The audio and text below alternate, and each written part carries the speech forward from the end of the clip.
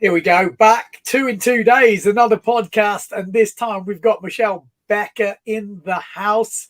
Michelle, how are we doing? Yeah, all good. All good. Thanks for having me. How are you? Yeah, pretty good. So just a reminder to anyone who didn't see the earlier podcast we did with Michelle, and we set the scene. New boy on the PWA, although after commentating on the 3 events we've had so far this year, it doesn't really seem like he's a new boy, as we're going to get onto in a minute, because he's doing pretty well. And the idea was, we did a little bit of a podcast before the first event, just set the scene, his expectations. We went then to Lake Garda and we did a podcast before or after? No, but after. I think after, yeah. Yeah, after Lake Garda, and obviously, where did you come in Lake Garda? Pretty good. 5th. Yeah, that was a surprising result. So kicked off with a 5th in Lake Garda, and then the plan was to do stuff around the Canaries. It didn't happen, so we are a bit late, but we are going to kind of sum up in this podcast how it was for Michelle in the Canary Islands, because it's obviously a whole different ball game with the foil and the fin, and obviously before Silt, because Silt is coming up in pretty much a week. In 10 days, I think. Yeah. 10 days. Yeah. So super quickly onto Silt, and we're going to touch on all of that. So if you're interested in that, get in the comments, ask your questions, feel free, and we'll do our best to answer them. Firstly, congratulations, 7th in the world. Currently, actually, I'm going to pull up the rankings, because I know you were just checking the rankings before anyway. I was. Because, as you said, we wanted to do it after the Canaries, but it was hard for us to get on time together.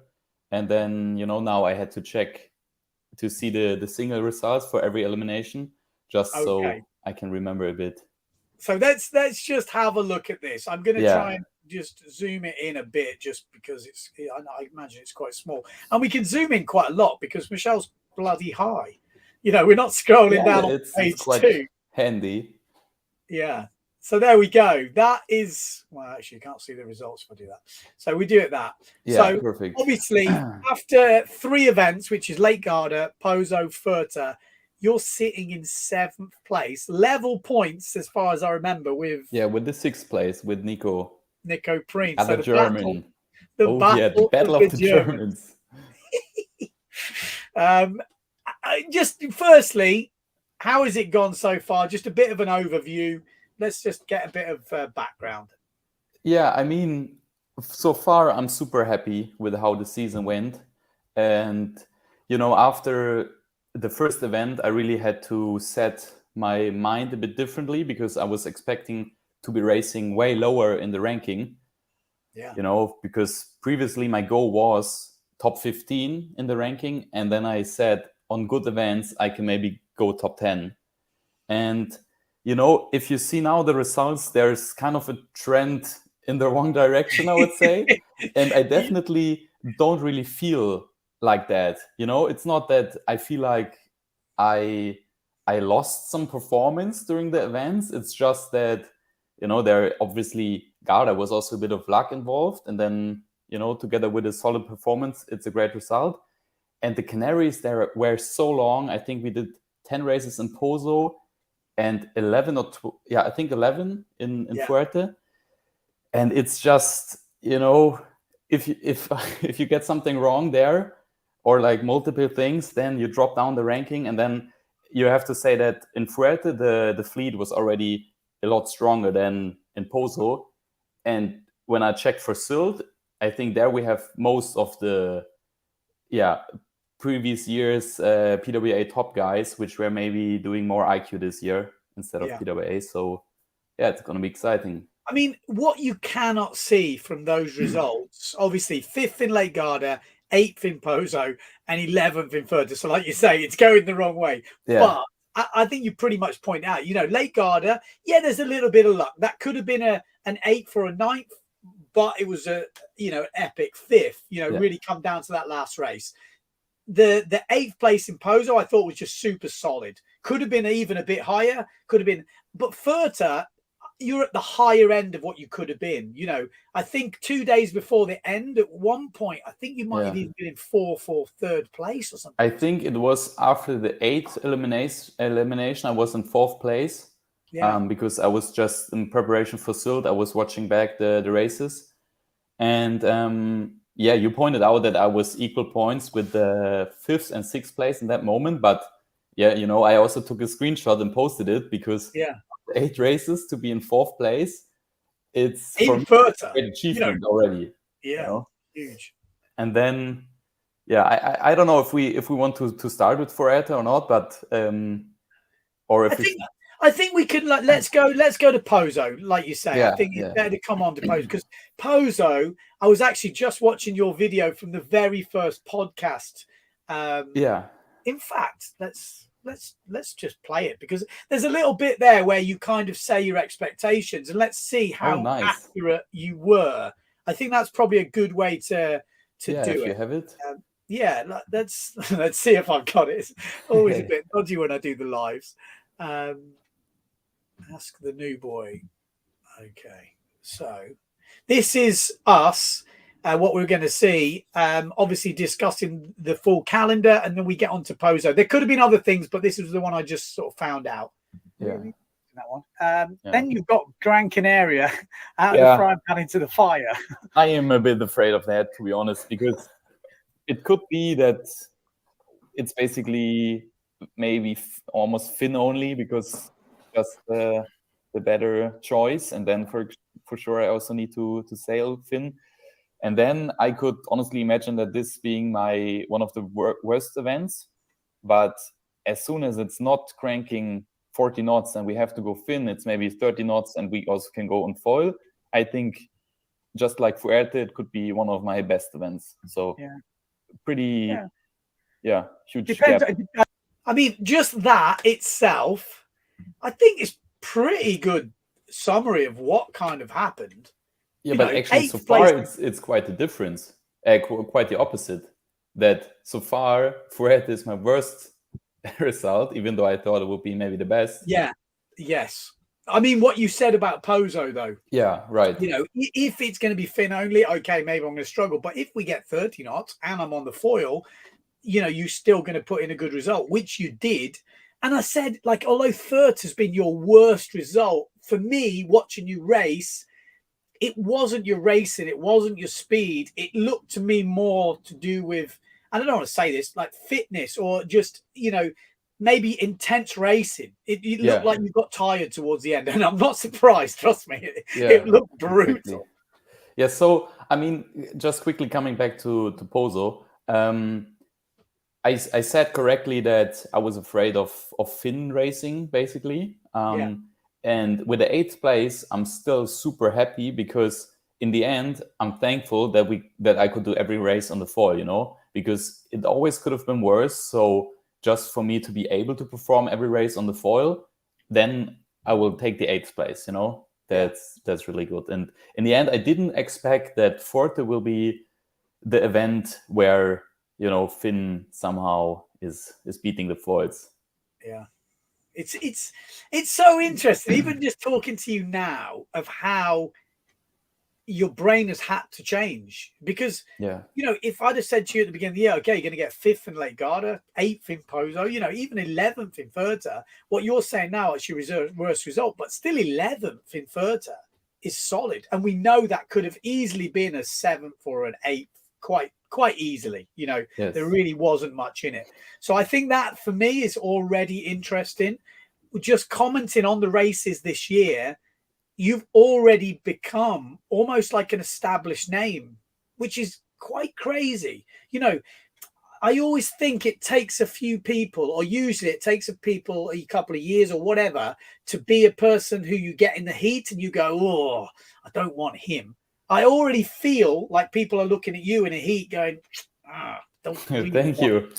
You know what I mean? Man, to hear that, I really appreciate that, because this is also something I, for myself, have to put me in that mindset that I'm not afraid of the other guys, you know, because then automatically you do maybe some things which are not the best race decisions. So I try to go pretty neutral. I mean, I want to see who's maybe the fastest guy in my heat, you know, so I can avoid being below him or whatever. But yeah, not being scared is definitely helping me.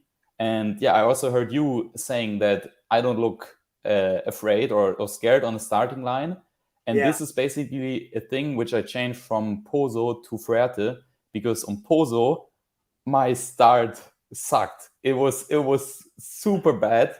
And so many people came to me and said, what happened and why didn't you just start 10 meters before? But it was just a rolling thing that I felt in my mind I couldn't make up the line, because I don't know why, but we take the time and then we want to hit the line very fast. And in my mind, the boat was in a different position, and for the whole event I couldn't reset it basically. And yeah, so then I also tried to start at the pin, because it was the better position in most of the races. I tried 2 times, got rolled by 3 guys, and then also the guys from top, who are usually slower than me, got me. So then I decided, no, I'm gonna go for the average, for the middle or whatever, and stay out of that. I find it so a bit like, it's been really fun actually commenting on all the races this year. Again, because there's been some new names in there, you've definitely been one of them. And again, I said it on the commentary, but you've been racing really well. You've had that, like, I don't know, to put a name to it, Julian Cantell, where he came racing back through the fleet. I remember him racing, yeah. You definitely had a lot of those type of races. Now, if it happens once, I don't remember it, maybe twice, but it must have kept happening, because it's still in my head that you've raced well and picked your way back through the fleet. Do you feel you are racing well? You've got better speed? What is that? Because it's definitely been happening. Yeah, first of all, also thanks for that compliment, because I remember when I was watching the slalom live streams since 2015, somewhere around that time. And I also remember that Julian Cantell was always such a great driver. He always, came into the jibe, maybe not in qualifying position or within trouble, boys left and right, but somehow he managed to get through it. So yeah, it's good to hear that you see similarities.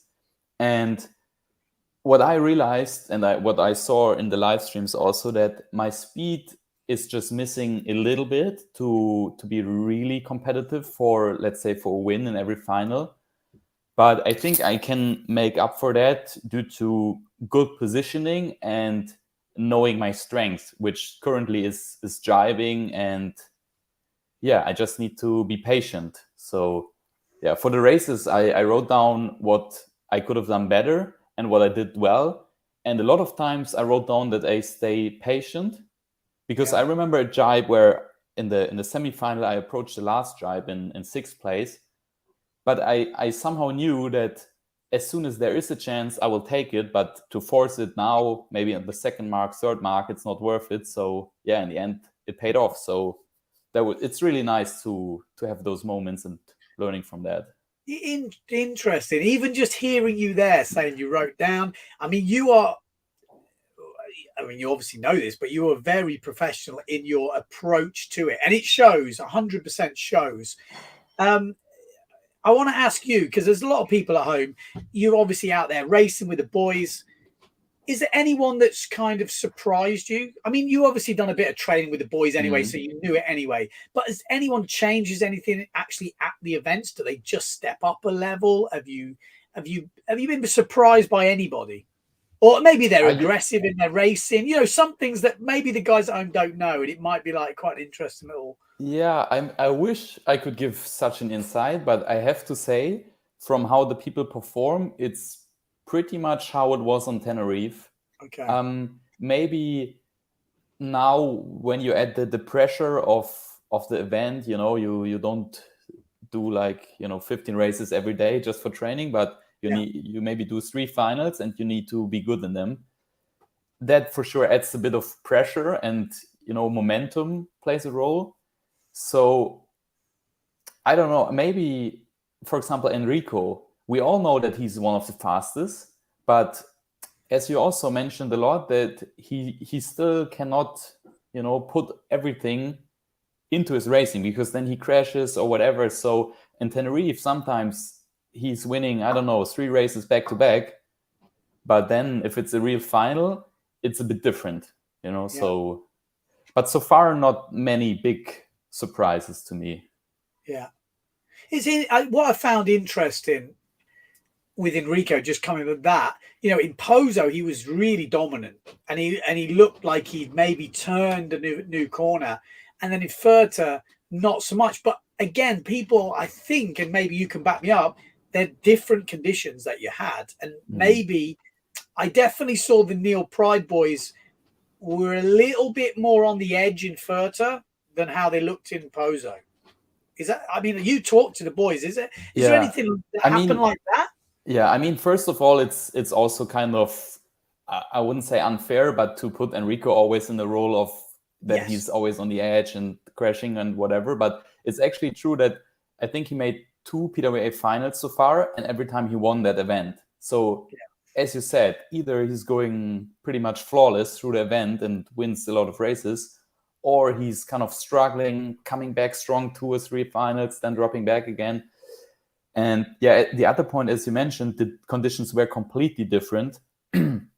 Actually, when I came to Fuerte, I must say that the first few runs, or even days, I would say that the spot is harder than Pozo, because the wind is coming kind of over the island, over the hill, and you really feel, especially on the foil, gusts slightly from the top.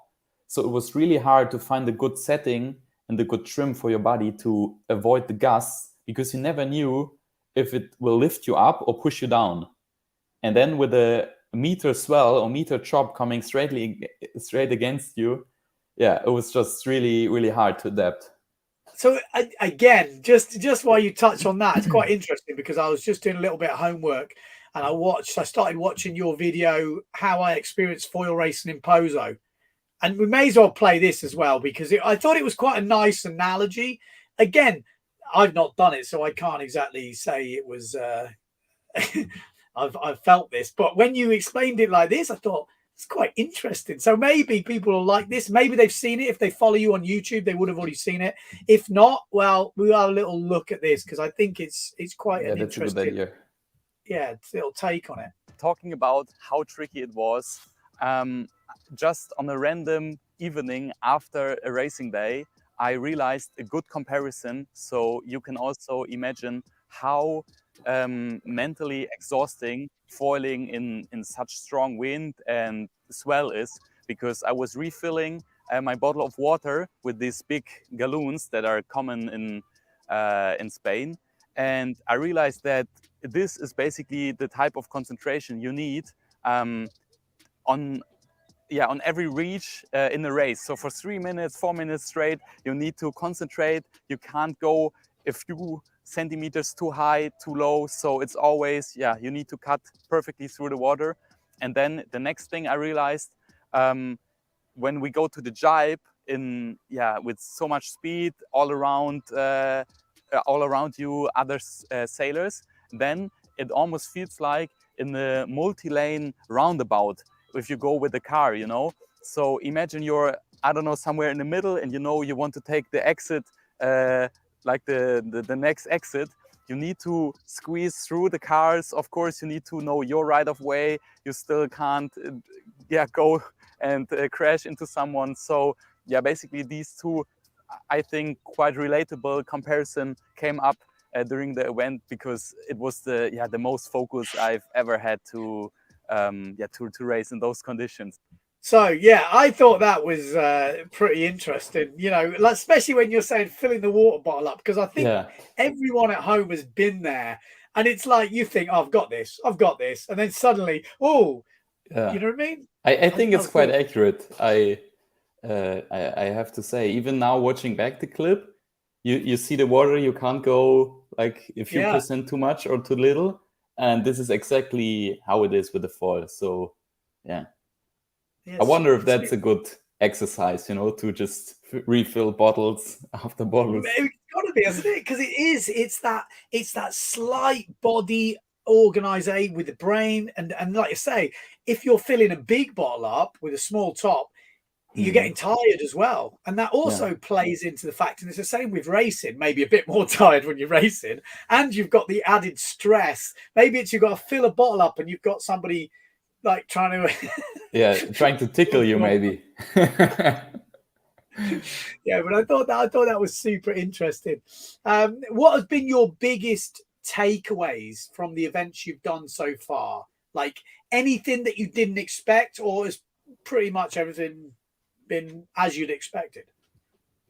I mean, in general, that I'm racing much further in the front than I expected. And I have to say that the racing this year is way more fun than everything I've done in the past, because now I really feel like it's about performance, you know. I feel like everyone out of the top 10, let's say, can win a final, and you just need to perform your best in the final, and then you will probably win it, you know. And before it was, no matter how good I started, the top guys were, you know, rolling me or whatever. So just to have this mindset unlocked, and also the ability to do it on the water, is really a great feeling, because now I can just go out and try my best every race, and I know that if I do good, it will also result in a great result. Yeah, and that's motivating. Yeah, That's the full motivation. Like you said, that position you are before, which I've had with slalom before, it doesn't matter how good a start I get, I'm not gonna keep up with Matteo, you know, Enrico, whatever on it. You know, it's not even gonna happen. Even at a lower level than that, you know, some people are just way faster. And if you've got a longer course, it's just impossible. And like you say, when you've got that feeling that you are at least on a par with the fast guys, you know, if you get a good start, you do some good racing, you got a chance of the win. Then that's when racing becomes fun, or you've got someone you're racing with. I think that's, you know, I think for people out there who maybe they don't think they're that fast at slalom and they can't win, but that actually still can be fun if you find the people on your level. Yeah, you don't need to be, let's say, on top of every fleet to have fun for the racing. I mean, I've been doing races now since 11 years, and apparently I have fun. For example, when I was a youth guy, I really enjoyed racing against similar age riders, you know, and even though if in the pro fleet we would be somewhere in the B or C or D final, it was still nice and a nice challenge overall. Yeah, no, totally. Okay, so we've done Garda, Pozo, Furta. If you could go back, or you are going back probably next year, any takeaways that you would change, different approaches you might see? You know? I would.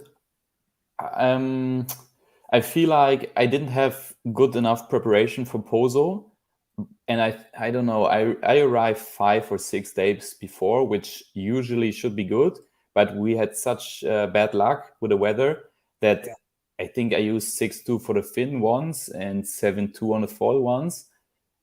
And then one day 4.8 in a harbor. Yeah, I remember. But it was basically not, you know, that I could prepare for the actual racing conditions. So yeah, this is when I look at my results on in Pozo, I was going from a 16th place to a 10th and to a 4th, I think. And then I kept it somewhere there.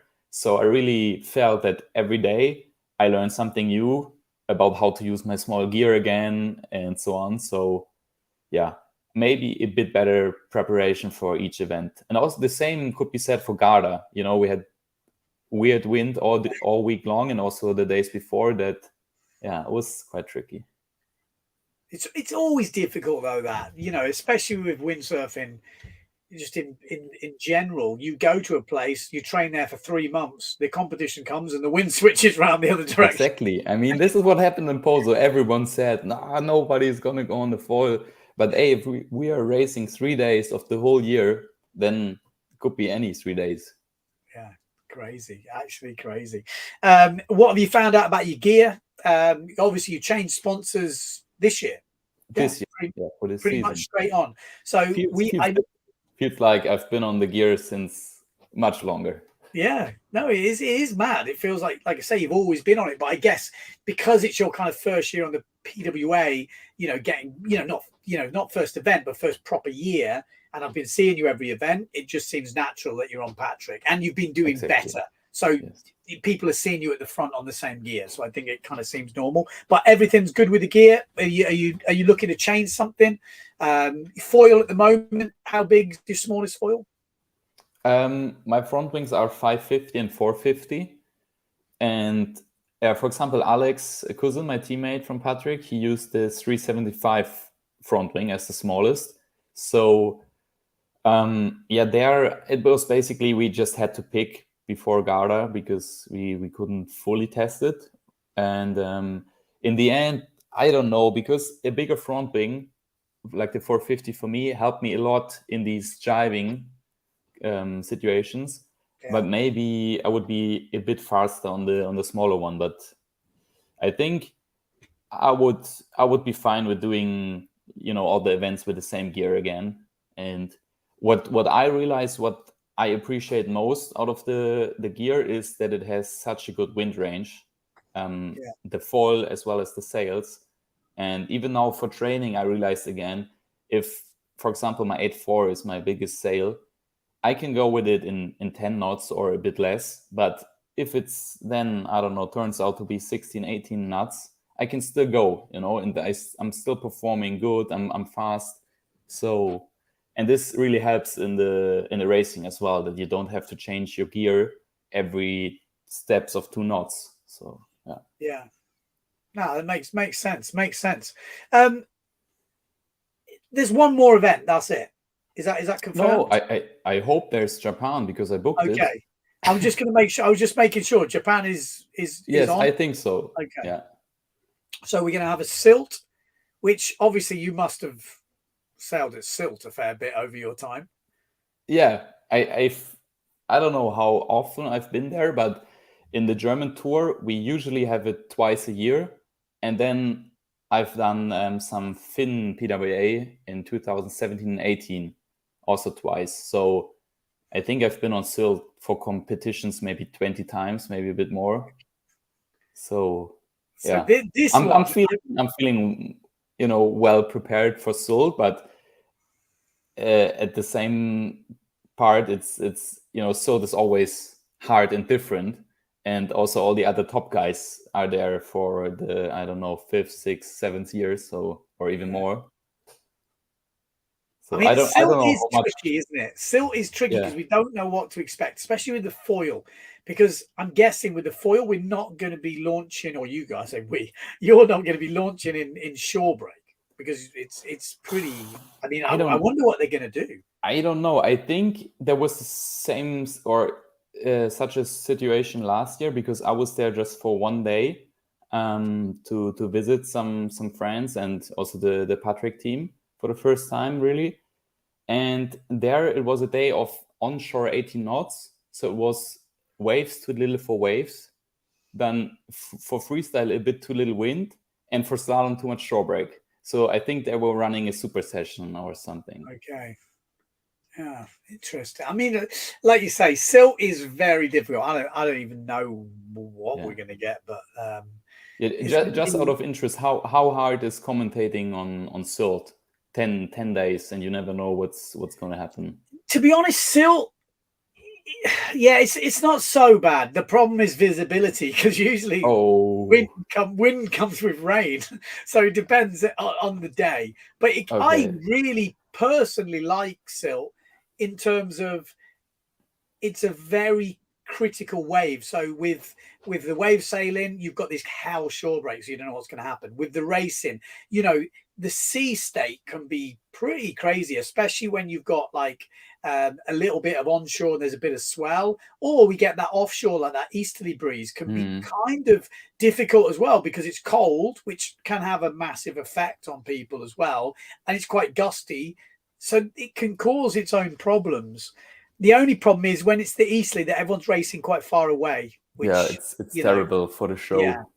So, but with the drone and how that's going, I think I'm quite hopeful. I have to say, I'm quite hopeful. Yeah. I think we're due another good silt year. Yeah, I have to say I'm a bit worried about the temperature because now I had the first days where I really had to take a warmer wetsuit and it was a bit cold when I changed some gear in the brakes. So yeah, gotta get in the cold mood. But you've got to remember, there's a lot of other people who are not liking the cold. Yes. So, you know, like I always thought that when I was like, oh, it's a bit cold. I was thinking, but then I'd look over at Tatty and I'd look over at a few of the other boys or whoever, Yeah, you know, is there. that's true. Well, I'm probably feeling a bit better than those guys. So that could be interesting. And then Japan. Have you ever sailed in Japan? Because that's obviously the last one of the year. Yeah, I've not been there before. Because that one could be interesting. Yeah, I was thinking to go last year, but you know, to have it done already once for this year. But then I thought, okay, also this year, I'm not gonna fight for a world title, so I can just, you know, try it this year for the first time, just like with all the events basically. And yeah, I think it will be quite interesting because it might sound weird, but I don't really like traveling because it's always so, for me it's really stressful because I like to be in an environment where I know everything, I know the language, I know the places to go, and then, you know, to fly to Japan with all the windsurf gear. Yeah. But I made sure that I'm on the same flight with Nico Preen, who's also going from Hamburg. So yeah, I found a partner to just go behind. So if you actually just talking about it, obviously he's in 6th, you're in 7th. Yes. There's obviously a rivalry there. You know, it might be a friendly rivalry, but at the same time, 2 Germans in the top 10 is amazing, but you want to be. Yes, of course. And I mean, I don't know if I said it live or to like in a private conversation, but as I said before, the main goal was top 15, and maybe sometimes better. And then there were some like 2 side quests. I wanted to be the best German, and I wanted to be the best Patrick rider, you know, because these 2 seems logical that I want to achieve that. And I have to say that now with Nico, I'm feeling kind of proud that he's also doing well, because if on a national competition, I feel like we are just pure rivals, you know, it's just who beats who and whatever. But in the competition with other good guys, it's kind of good and fine to see someone else racing well, and if I don't, then, you know, it's my fault. So yeah, that's good. So far it's all right, but still to be tied and then losing the tie break, it's not perfect. But we have 2 more events. Yeah, no, I'm looking forward to watching that battle play out anyway, because, you know, and it's also cool because obviously Nico's got his channel, he's obviously reporting on it, you've got your channel, and they're both German, so I like a little bit of rivalry anyway, and you're good friends, so, you know, you've raced against each other for a long time, so it's an interesting one. Yeah, well, there we go. I mean, a pretty interesting year. 7th in the world so far. 2 events to go. Silt coming up. We've got we got Michelle tip for Silt Plaza 6. Plaza 6. 6th place. Yeah. I mean, if you would ask me about my expectations, it's I would say something like top 5 would be like the main goal. Then I would be super happy, because I feel like going back to Forete, it was just that I lacked some consistency, let's say, because I had these 3 terrible results going out in the first round, which basically ate up all my discards already.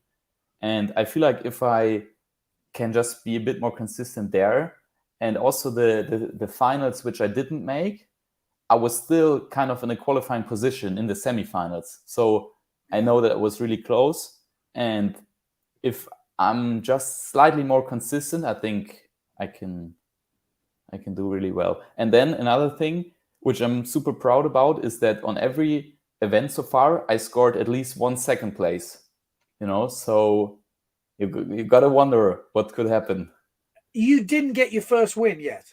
No, not yet. But it's been close. My brain. I checked again. I was leading for 30 seconds against Goya.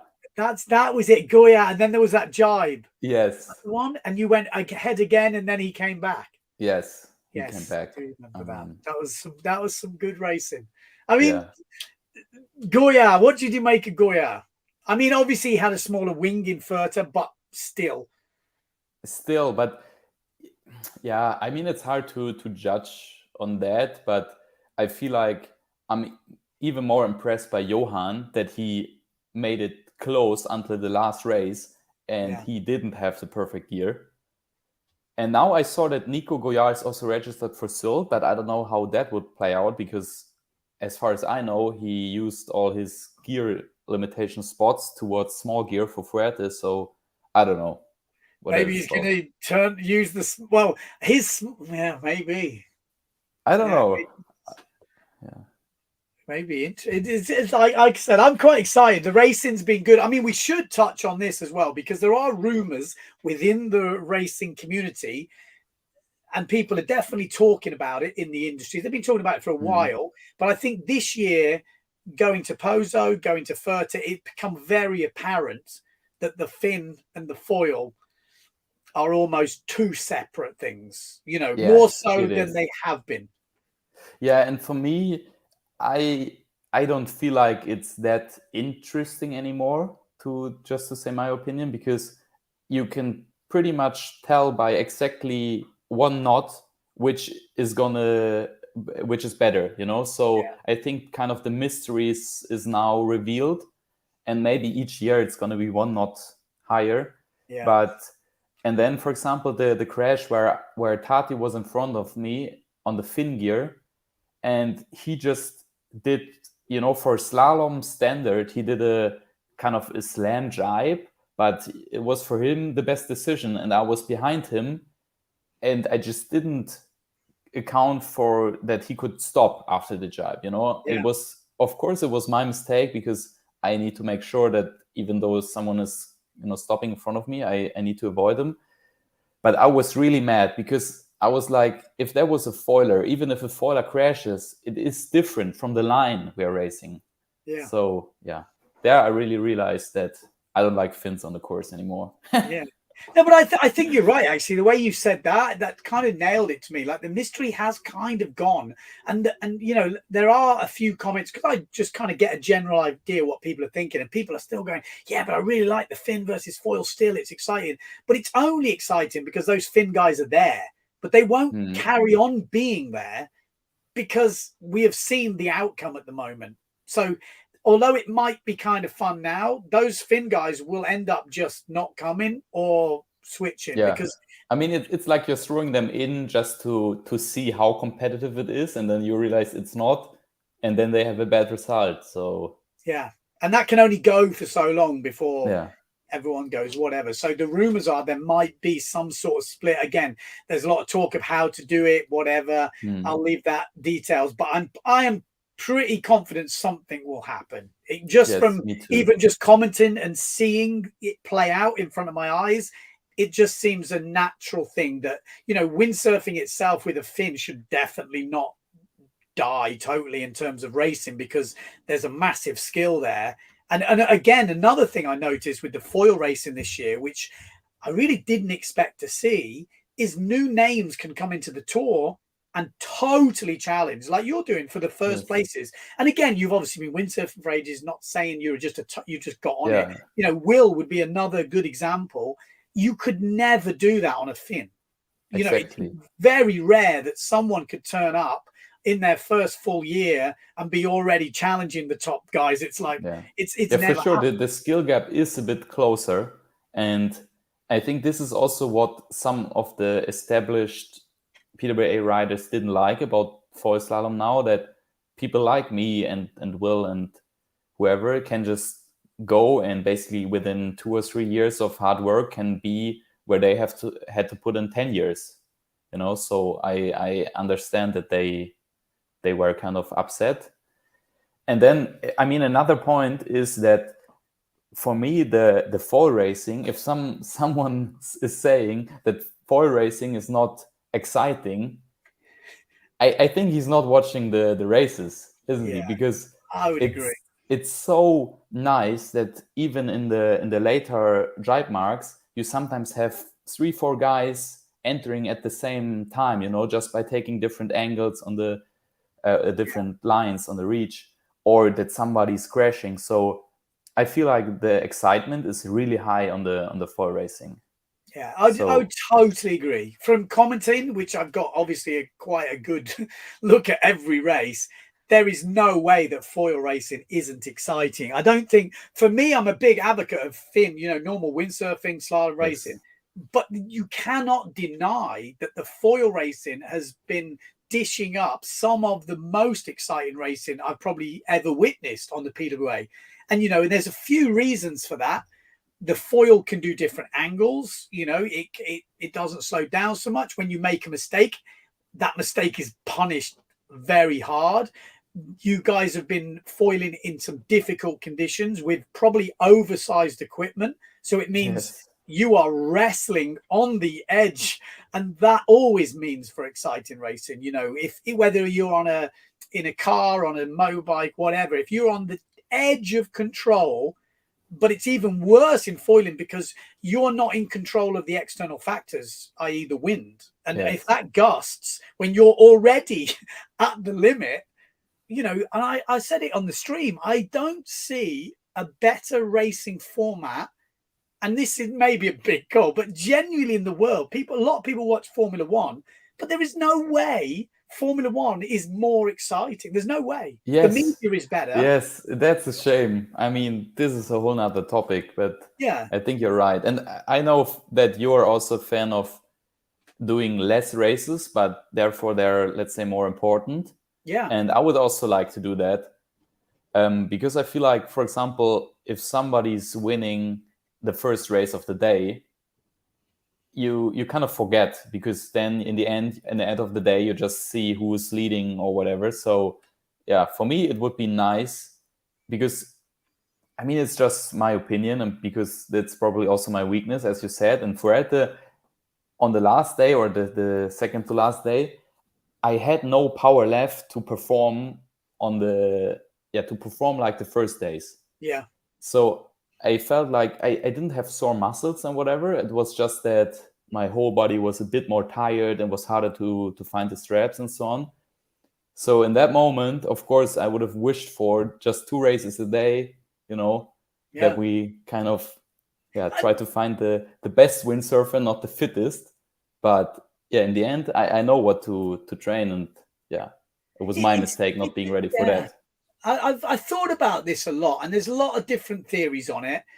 I have got mine, which again, you just said it there. Is for me, I think the ideal is 2 races a day, full eliminations. One in the morning, then you break for lunch, and the afternoon.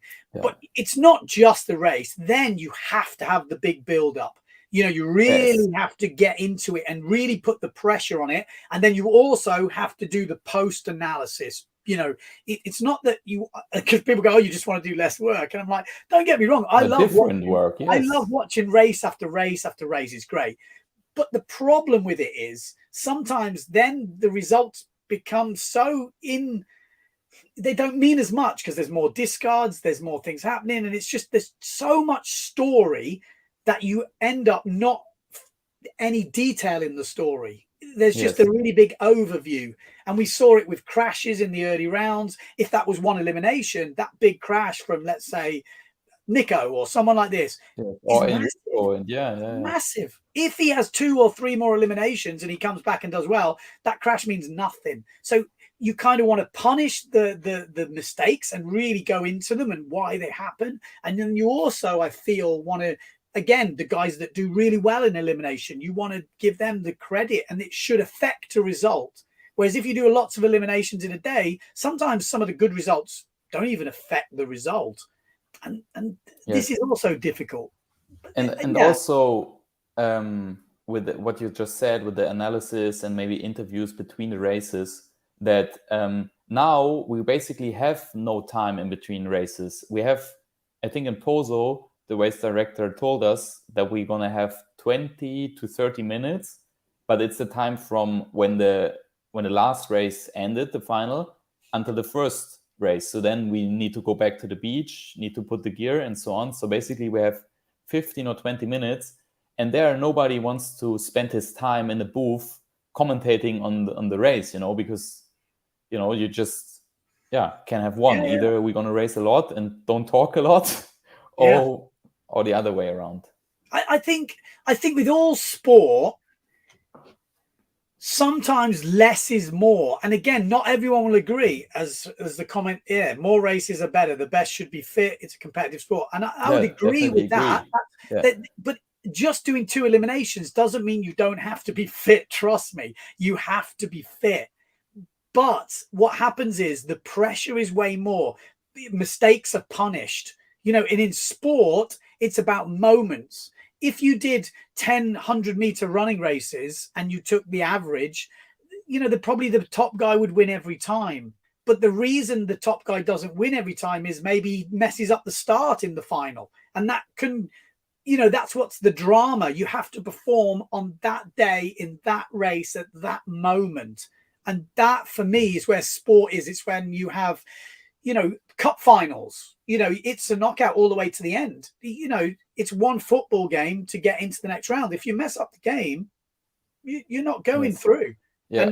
And, no, say that's where you get, you know, underdogs performing well and having their moment. And usually the top guy will still win. If you've got a 5-day event, 2 eliminations a day, it's still 10 eliminations.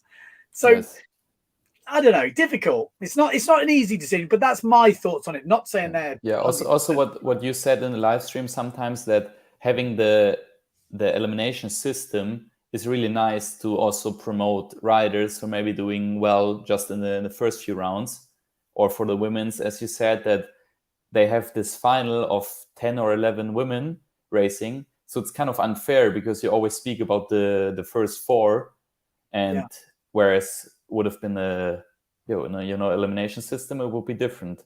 And but I have to say that you are doing a really good job of kind of pointing out whenever someone is doing something well, also in the first few rounds, you know. So you're really taking each character and presenting them. So this is really good for everyone. I think that's the good thing with the PWA system. Like, I've looked at it in the bigger system, like the Formula racing used to be, and like now how some of the foil races is. You only see the top guys, and the rest of the guys don't even get a look in. Whereas with the PWA, 8 guys, 4 go through. You know, you get to talk about 6 of them in every heat all the way through, which is amazing. James McKenzie saying, how does Sarah Keita's slalom victory bear on the Finn discussion? Well, I would say the women are probably a year or 2 behind the men in terms of the difference, or and that's not true. The difference in the speed is probably just the difference in the speed of the foil compared to the speed of the fin is 5 knots less, let's say. So if it takes 35 knots for the fin to be competitive in the men, it only takes 30 knots in the women, or, you know, even could even be 10 knots, you know, 25 knots. And Sarah Keita is freakily fast on the fin. But I would say the women foilers will get faster, and then Sarah will have. I think it makes sense because if I remember correctly, they also started a year or 2 later to have the disciplines combined. So it's just natural that they just started a bit later. Yeah. I genuinely think it's that. And again, it was some exciting racing in the women, but that if you looked at the women, it was really only Sarah Keita. Jenna Gibson as well had the speed, but really Sarah was the one that was doing it. And if you look at her results and look at the world titles, she is pretty freaky in terms of like a Bjorn Dunkerbeck on the woman's side. She is extremely. I mean, imagine, for example, Antoine Arbault being, I don't know, in Fuerte and going every race on the fin. For sure, he would have had his moments. Maybe not winning as much as if everyone was on fin, but I think he would be somewhere to be seen. I still think I think the women have just got a lower wind range when it becomes that as well. Yeah, but it's also that what I wanted to say is that, for example, Pierre or Matteo, who are really, really good on fin, arguably the best, some of the best at the moment, they don't go on fin, so you don't really see how good the fin could be. Yeah. And again, it's very difficult as well because we haven't had full fin racing. I think what people would forget is a fin jibe will look slow now compared to a foil jibe because your brain starts, you know, even some of the best fin jibes in that choppy water in Pozo and whatever, you're like, oh, that jibe was a bit, but it's actually an amazing jibe. But the foil is just so slick. It's kind of crazy. I'm just going to go through a few comments. The media coverage has been awesome this year. Drones, interviews, much better hearing from the races. And I totally agree with that. I am way for more interviews straight from the water. Like, I think that's what brings it home to you guys at home. You know, hearing or seeing the faces, the emotion. This is what racing's about. It's not just about the racing on the water. We need to see that like we do with the drone so we can see the lines. But then the ultimate goal is to get that interview on the beach, or the interviews on the beach, where everyone's, or you hear the sailors explaining exactly their thoughts and why they did something. And then you put the pieces together and you're like, oh, that's why that happened. Oh, I didn't realize he took the, you know, whatever foil. Or this is the inside information that just is the final jigsaw piece to put it all together, I think. What else have we got on here? We've got Manny saying hi there. Hugs from Pozo. He's in Pozo. Oh, hello, Nico Preen. I agree with Ben. Bloody hell. That's what sport is about, performing in the moment. Formula One has one start per weekend, except qualifying, and that's why everyone tunes in for the start. Again, you've got to create. And again, some people won't like it because they'll just want to watch racing, windsurfing racing all weekend. The problem is with that, you lack that pressure of the one star, or the, you know, if we want to cut it down, we still two is interesting, but you know, that one star or that hype, that interviewing, you know, get an interview. I'll go, oh, don't interview him after the race, he's all upset. That's what that's why we need to go there. This is what the people at home want to see. And yes, you want to feel for them. The only way you will feel for them really is to see their face, to see their eyes, to hear their sad story, or even if they just go, look, just don't talk to me. Seeing that is enough to give you that, oh man, you feel like, oof, okay, let's, you know, leave him to it kind of thing. But you want to feel it. And I think you've got to see their faces. You've got to hear the voices. So yeah, it's an interesting one. I know when I've said that before on the stream, it's not always gone down well. People are like, yeah, I just want to see lots of races. But I believe it's one of those things. It's like you want to have cake, yeah, and you're like, yeah, I want to have 2p, 3, and you just eat it all. Then you're like, oh, I feel sick, you know. Yeah, but and in the end, also for a racer or competitor, it also starts to feel like that, like during the event, because you kind of know how the forecast is, and then you know that we're gonna race, I don't know, 10 times in the Canaries. You know, we're gonna have 2 discards maybe. So yeah, you kind of, or at least what I realized, that I don't settle for, let's say, an average, but I know that I need to perform well now, but also the second elimination of the day and the third. And if the race director is crazy, also the fourth. So, you know, we also need to account for that already in the morning of every day. And yeah. And then it's not that you're holding back on a race, but sometimes you might be thinking, well, I mean, sometimes you maybe are holding back, because if you know, I don't know, you're on your last boom for Enrico, for example, and you know you have still 2 days to go, then you maybe won't risk it. Or you're in the final. And this happened with Nico Goya, because I remember speaking to him. He said, yeah, I was in second. I could have pushed for first, but I knew I had more races to do in the day, so I didn't want to risk it. Yeah. If that's the race, or the one of the 2 races, and you know it's a short period of time, you know you have to push for the win. You know, you're not going, oh, I might blow it.